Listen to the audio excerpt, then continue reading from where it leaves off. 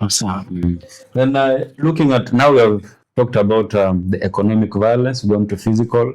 Now let's focus on the sexual, which is now the gist or the cornerstone in terms of gender-based violence, the sexual violence. And most of the time looking at the sexual violence, we have issues to do with rape, defilement, that are part and parcel of that sexual violence. But the question is always, people mistake this concept because in our African setting, hata wewe nikikuuliza sahi, huyo wife ambaye uko naye ama the bibi ama girlfriend mwenye uko naye, first time ukimkatia alikubali? No. But you kept on until alikubali. So where do you separate that the issue of consent? Someone has agreed or someone has not agreed? Because for us, like men in Africa, the setting, we have been built in a way that you have to insist. Hata kama akisema no, you have to insist until she says yes. So where does the concept apply in terms of now this when talking about sexual violence? Tunasema mwanaume ni effort, eh? Yes. Mwanaume ni effort, lakini wacha iwe ni effort kwa upande mzuri. Okay?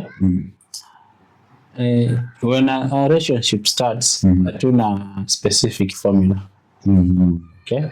It can start from anywhere. Right? And it might start in a bad way, it ends up in a good way. Depends with the situation. So, the way you create that friendship, it doesn't matter. Okay? But when it comes to the sexual aspect, it matters. Because if in a relationship, and which is long term, and it comes to issue of sex, the consent can be withdrawn. Okay? Bearing that in mind, itakuwa during that dating is upon you to know yes, it's yes, and when akasema no, it's a no. Why do you say akisema no, amesema yes? These are two words, meaning different things. Why do you put it in your head that kwa amesema ndio? Maybe the body language. The body language, you know, maybe what is contributing is because most of us and majority, they were never taken through sex education, which is a difficult topic when it comes to parents. Okay?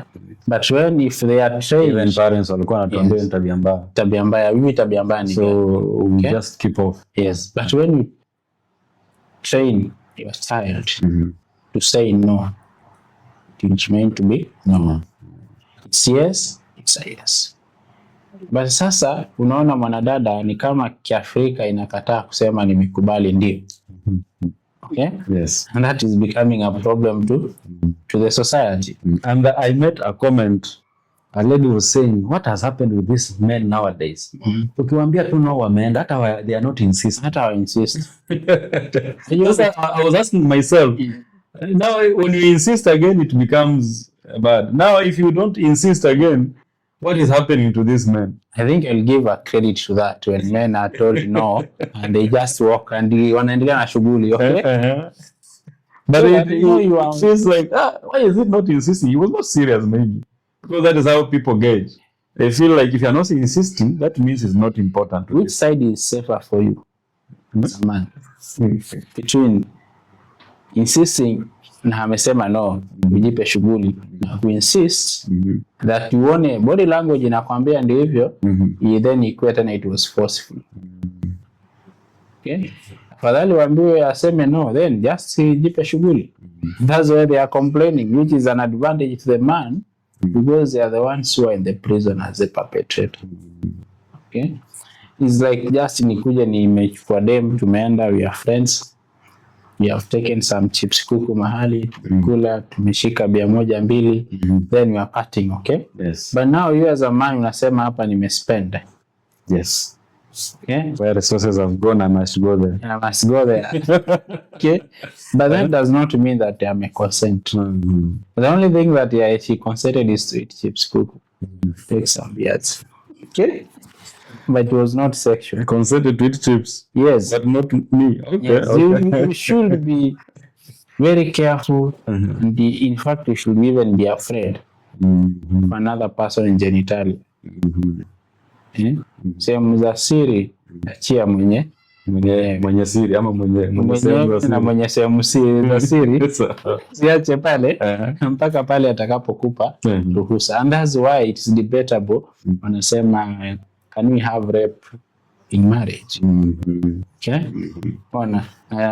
Wanasema there is somewhere in the Bible alisema mwili wako ni wangu na Yes, in the Bible. Yes, Your body is amen. my body, and then, and my body is yours. yes, So whenever I want, I get. Whenever you want, yes. you get. They attack- So people use that Use most of that the one. time. But you can imagine your passion is tired. Mkwambia leo sijisikii. Then you force it. Okay? That is already rape. Okay? You have a girlfriend, them imefikia mahali mmejiandaa kabisa, mambo iko sawa, kisha when you want to penetrate nakwambia no. You just imagine, you're also a man. You just want Yes. to penetrate, Yes. and no. No. Will you stop? You have to stop. She has the reasons. Okay? She has the reasons. But why did she allow me up to that point?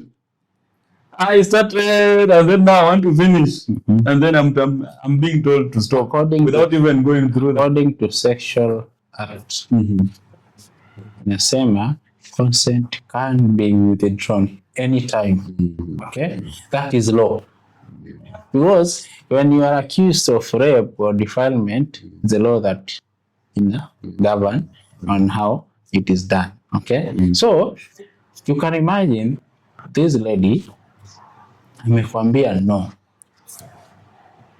ukaendelea. Okay, then akasema tu is okay, you force it, right? Then kumbe kichwa yake ilikuwa inapiga ikiwa maybe kulingana naye kuna gonorrhea, mona let me protect this man, and there was no condom. Then you forced it. Who is the loser? She was trying to protect you, but you have forcefully entered. Okay, at the same time you have raped this girl, at the same time you have contracted the gonorrhea. But there are instances where also men say no, but it's viewed different. Now, when men says no, it's for this man to be disciplined and let that no be no. It's not a matter of life and death that you must have sex that day. You will be seen as a weaker man. Being seen as weak, You will be seen like... You know those people who have been seen as weak, most of the time they have survived. That is true. And those who have been viewed as strong, The strong, they have died. they have died. They've gone for the bullet. Somewhere things are not work. Yes. Okay? Because it is still, the point is, the moment you let your genitalia lead you, it becomes a problem. And unapata, I've had some discussion with men anasema, yani kitu dakika 5 tu. 5 tu. Yes. Na nilikuwa nalazimisha haraka ndio inanitia huku. I'm giving an example of a man who is in prison. Up to date he regrets. And majority of men are in prison because of this. Exactly. Then unaanza kujuta kitu ambacho, because sometimes huwa nauliza, I've never heard of someone who has died because of lack of sex, or has suffered from a condition because of lack of it. Have you ever heard of one? No. Okay? So if you can save that no to be no, let it be no. It's your wife, it's your girlfriend, let it be no. Okay? And the way sex is crafted is you're supposed to enjoy both of you, right? But imagine you are enjoying because you feel after ejaculating, that's how you enjoy. You don't care about this other person. You are traumatizing this person. Okay? Then you stand out to start saying, I love you. It doesn't make sense. Okay? So we men, we need to be protective of our sisters. We need to see, tunasema not doing harm to them. Okay? And if you feel like as a man, the woman, they are come up, it will not cost you anything. Jaribu kumwambia why, give your reasons. Okay? And since men ndio wako pale unaweza overpower, the moment wewe umejitoa yule hakuna chochote afanya. Okay? And imagine umekataa na this lady is forcing you to, let's fikiria could there be other reasons. And then they still on the sexual violence, there's defilement, which is having sex with a minor, and rape, which is having sex without consent. Now this defilement, someone was sharing, like there was a case that was there, like a minor is the one forcing the adult to have sex, and even she's the one initiating the whole process. So in that case, is the adult still at wrong? Because the minor is the one initiating and doing everything. And this guy was saying, like, do I have to ask what age? Because to me, she seems like she's over 18, but I've not seen her ID. But I see she's making all those moves. So what is your take on that in terms of this minor is the one initiating? And do you have to, first of all, look at the person and say, yes, give me your ID so that we can continue? Or how do you prove that this person is over 18? I think men wanaume tumejisahau and you have forgotten is men needs to be taken through what we call self-love. Yes. The moment you understand about self-love, and that's why utapata as a man anaweza kuwa anachapa kazi Monday to Monday, atajipi time ya kwenda freelance. Unaona? By the moment huyo atajipenda kwanza, pia yeye ataweza kufanya mambo mengine na style. Okay? Now, here comes a minor. And according to the Kenyan law, a child is anyone, male or female, below 18 years. Yes. That is the Kenyan law. Okay? To other countries, they could be having some different definition of a child according to them. Okay? And now, and a child has no capacity to make decision. A child has no capacity to give consent. Yes. Okay? Now, you being an adult, a male adult to be specific, you need to understand that. No matter how seductive, utaona matiti, uone matako, that should not be part yenye itafai kusumbua. Hiyo ni yake. Okay?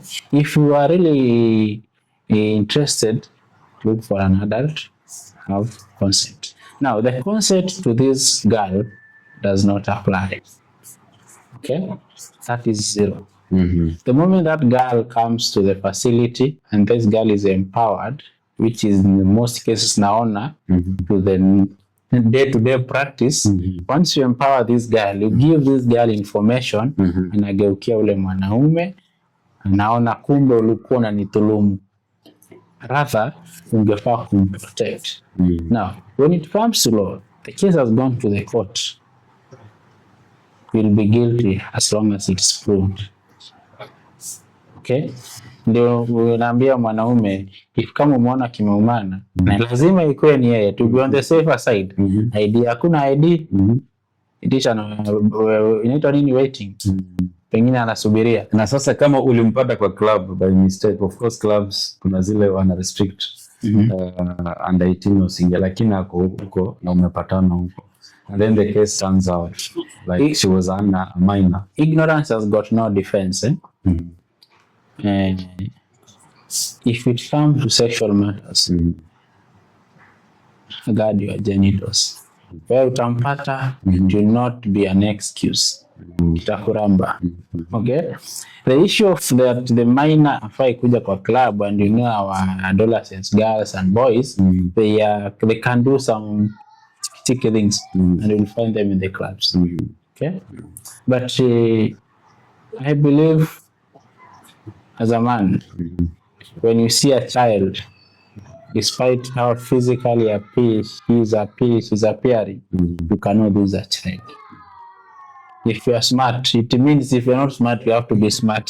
So you have to be smart. Okay? That one you have to. Ya nimekwambia ana idea lete waiting. Ana waiting basi atulete nini? Birth certificate. Ana birth certificate ya lete ni birth notification. Ana birth notification atulete nini? ANC booklet. Remember you want to date me, where's your ID? Yes. First of all. Kama ana ANC booklet na umeona lazima tumia pesa peleka tufanye age assessment. Sawa? That is a whole process, another. Unataka kujiweka ndani. Afadhali uache tu basi. Exactly. There's a friend of mine aliniambia ngono ni gharama. Sawa. Sasa garamika, you want this lady, then garamika. Rather than just doing kitu kidogo peleke kule. And you know the good thing about the Ministry of Health, the Kenyan government is a way it has trained the health workers to extract information, not by force, by scientific methods. Okay, so either way, you might be looking for the evidence, and the evidence will be there. When do you want evidence? Yes. So anytime you see a minor, which you need now as mayor, you need to come up with a way that you can know these are minor. Whether is it scientific or not, but don't dare. Wengine the lugha ambayo inatumika mtaani ni kwa ni mtoto wa shule, sio? Ambapo to me inaona inasaidia pia. It works as a protective way of nature in a way ni kuweza kusafeguard hawa wasichana. At the same time shule pia inasaidia kama family planning method in a way.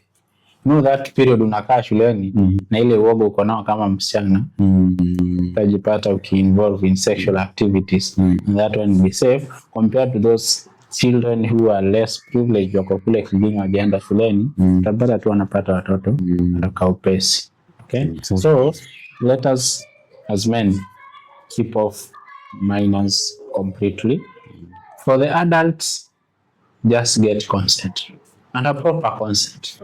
Ukiona utageuzwa, maybe we should create your consent form unatembea nayo. I want you to sign the consent before we start. Do you agree? And a witness? And a witness must be there. This one is going to be in a way, it's going to make it harder for people to have sex. But I think the way you have mentioned it, consent is very important. And when love is in the air, it is easier than not to go that way because you'll be considerate. But if you're not considerate, you know, when there's no love, you're more selfish. You want, if it's not me, or if you're not having with me, no one else. No one else. No one else, and that becomes a big issue. The last form of gender-based violence, I think we want to talk about is emotional or psychological violence. I think it's very common. I think this one now it's where men get affected a lot. Even but when you compare the statistics, this is where now men you find, for example, the man amejikaza amejikakamua ameleta something in the house, but yale maneno ambayo atapata, the man will just keep quiet. But that is also a violence, but it goes unnoticed. It goes unreported. So it becomes very hard even to follow up. And so most of the time, I will say, here men are the victims. Men are the victims, silently. But the only thing that comes out in terms of our sisters, they come out. Okay? When you go to the hospital for counseling sessions, our sisters are many there.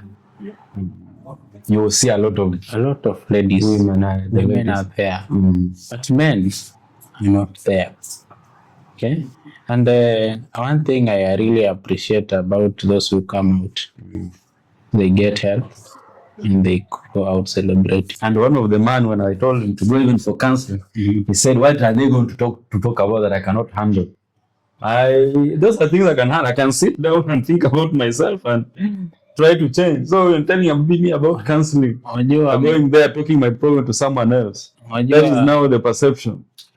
first the first step that is very difficult ni wewe kujua kuwa you have a mental problem or you're having an issue. Once you identify, that's when you seek help. But the first stage of mental problem when it comes to men and emotional violence, they are in denial. They deny and they stigmatize themselves. Okay? So by the time they are coming out, the more damage has happened, even to the ladies. Okay? So, ladies are created in a way that they always come out. And when they come out, they can come out.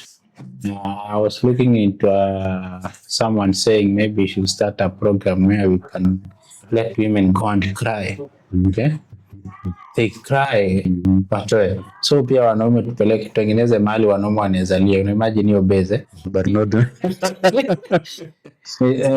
Emotionally, it acts as a relieving factors. But when you are crying, all of us here, and I hear your bass, I might even start laughing. I'll start laughing.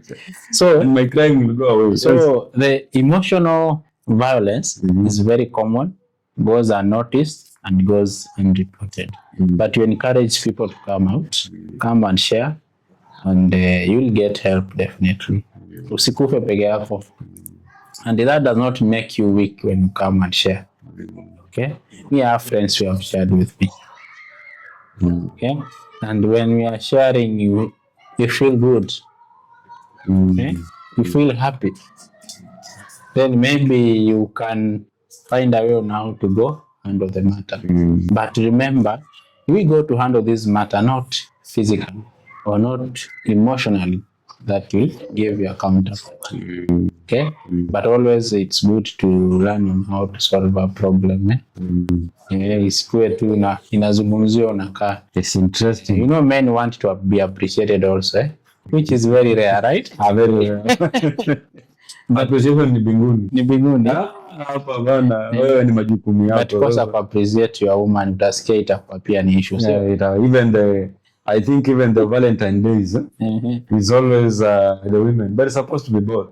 On Father's Day, again, it's still the woman. It's still the woman who wants to be appreciated. Yes. But that's a topic for another day. I think it's looking at it, gender-based violence is a very wide thing. It's a very wide topic, because looking at all these forms are happening, and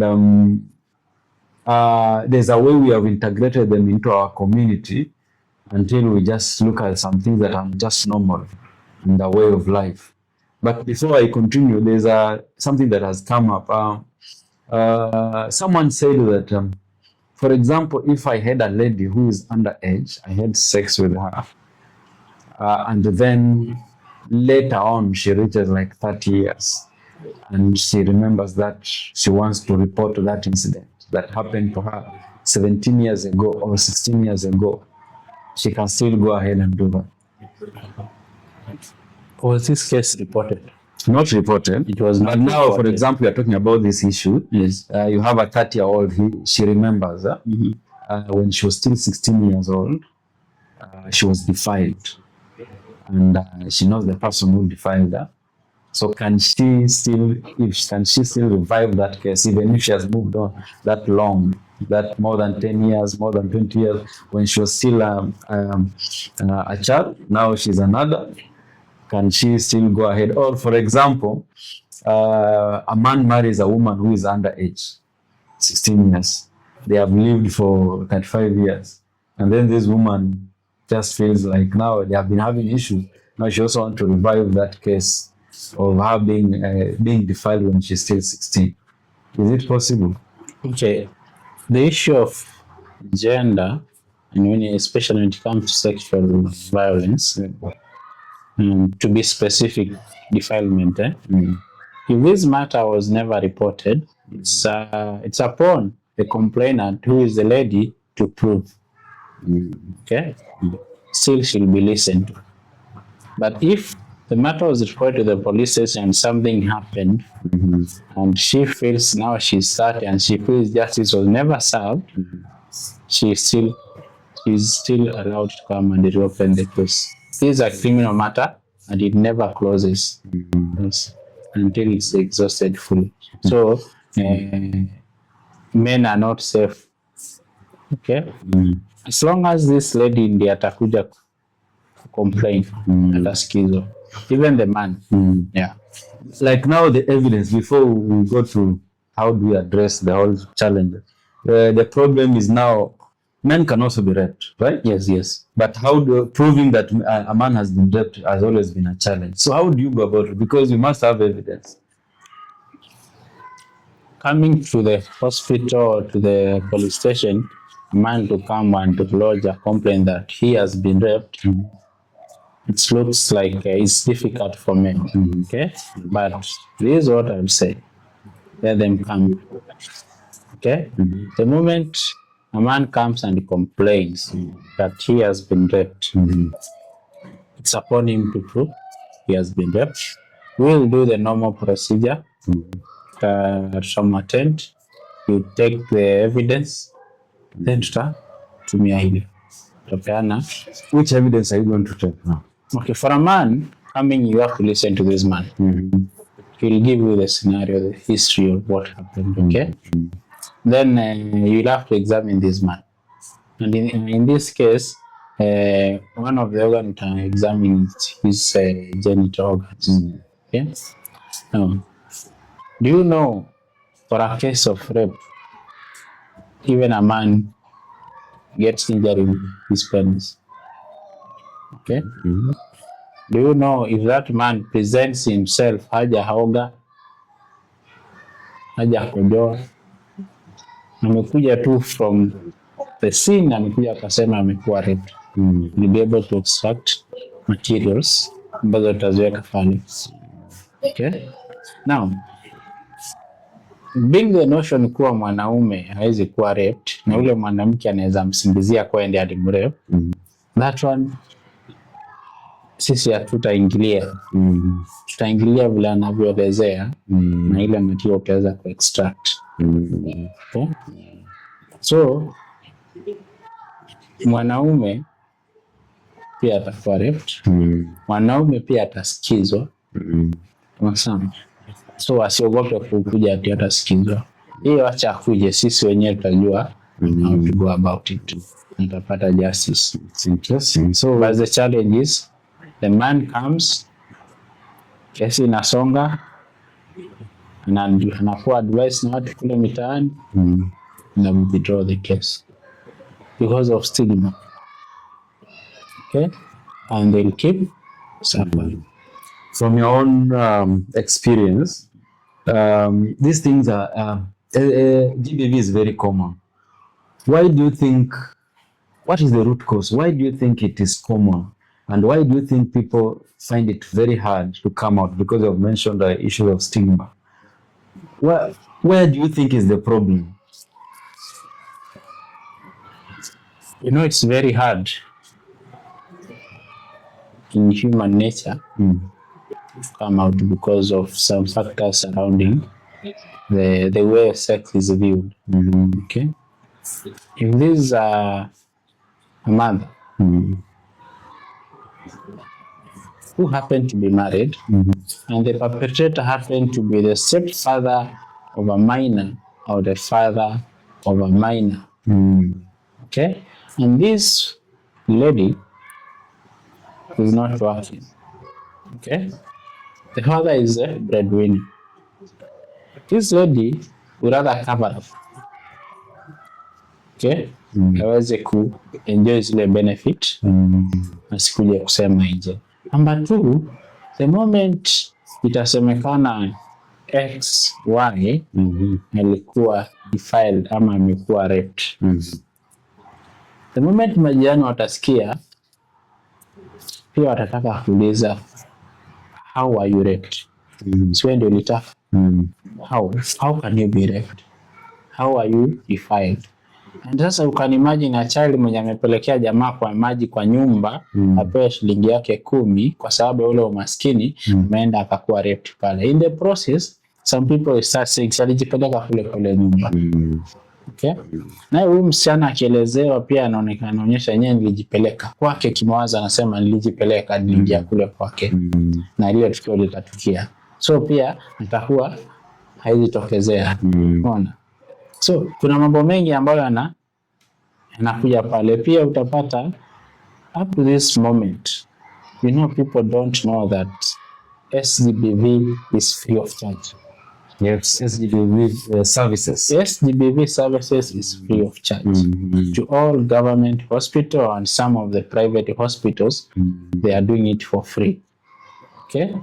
So katika ile bado hali ya umaskini ambayo tuko nayo, yule mama, yule mtoto watajua kuwa hawana pesa ya kuja hospitalini.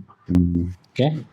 Lakini tunafaa kuambia na tuelimishe kuwa hii service ni free charge. Ni aje hospitalini kama mgonjwa mwingine wa kawaida.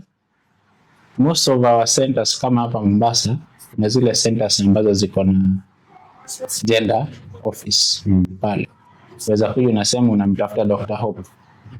Akisikia hata soja akisikia Dr. Hope na kudirect moja kwa moja. Okay? Natafuta daktari Rehema. Akisikia Rehema hivi anajua anakimbizwa wapi. Unaona? So and if you feel like because it's also not easy, huwezi kuja ukaambia kila mtu pale hospitali nimekuwa raped. So just come to the reception, just give an explanation, a very simple explanation what service you have come to seek. From there you'll be acted upon and you'll be given the priority free of charge. Maybe you can, since you have talked about the services that are being offered, what is the first step a survivor should take? Just take us through that from the time the incident has happened, all the process, where what should the survivor do? The moment the unfortunate event happens, one, you need to find a way to be safe. Okay? Your safety comes first. Once you feel or you are sure you are safe, you have to go to the nearest health facility. Okay? Yes. You go to the nearest health facility. There's always an issue. Do you go to hospital or do you go to the police first? Okay. The best way is to go to the hospital first. Okay? Because we have this golden 72 hours. These 72 hours are very important because you need to be taken care of in the spread of infection, HIV, hepatitis B, pregnancy, gonorrhea, all those things will be covered during that time. Despite there are some of which it can go up to 20 hours, but the most important is 72 hours. Okay? Usiende police station kwanza. But in the event you feel like your life is in danger, you go to the police station. Ukifika kule kwenye police station, normally they call us or they can accompany to the facility. The moment unafika kwa police station, definitely they'll bring you to the facility. Okay? But if you can bring yourself to the facility, you feel safe, come to the facility. Yes. Interesting. I think we have not exhausted a lot because maybe we'll handle it in the next chapter. But what has come out clearly is you have mentioned about sex education, because people fear talking about sexual issues, and if we start talking about them, I think that will be we'll start now addressing some key issues that are affecting us as a society. Yes. And based on all this, because there are different scenarios, because I also, maybe next time, we'll be able to look at how technology facilitates this gender as well, because now it has moved from mtaani. Now I see nowadays it's more on digital platform. So, and people always do not know that these services are free, because now it is people assume maybe if I go there, I'm going to pay or I'm going to be charged, and those are another expenses. But you have mentioned it clearly that these services in any government health facility, if you go there, you're going to get SGBV services free of charge, and you can be able to access them whenever you want. I know he has a lot because he has experience working with survivors of gender-based violence, and I know for more information he'll be able to leave his number so that in case you need any assistance and support, you can easily be able to get assisted from him. So what is the last thing that you can give to the audience who are watching in terms of issues to do with gender-based violence? Okay. I would like to encourage them to be proactive. I know it's not easy to come out, and you don't deserve that inhuman act. Come out to get the assistance free of charge, and let us try to consider these 72 hours. But if they are fast, do not be afraid. Come, still get help. Okay? And I'll have to talk to the perpetrator also. Those who are accused also come out. Okay? If you are accused wrongly, especially men, come out and be able to establish that the act never happened. Isikuwe tunasema kwa ukiwa umekuwa accused tayari kama mwanaume, wewe ni kuna hatia unaanza kutoroka. Usikue wale wanasema guilt as charged kwa sababu ya kutoroka ama kutense. Come out, run to the hospital, then utapata usaidizi. Na pengine ningeweza kusema kwa wadhulumiwa, msiseme hamjapata haki, pengine kwa kulingana na ule utaratibu ambao ulioko. Always ask, consult, mtaweza kukua guided. Wengine wale mnaona perpetrator ama waliostakiwa wako nje kule wanatembea, pia msiseme waliachiliwa kama kesi inaendelea. Kuna kitu inaitwa cash bail, free bond ambayo mshukiwa anaweza pewa na ataweza kuwa huru as long as sio threat kwa the survivor. So it's encouraging to come out. Don't feel ashamed. Come out, tutaweza kusaidika sana. In Mombasa County, Yes. we are privileged to have all government facilities offering these services for free.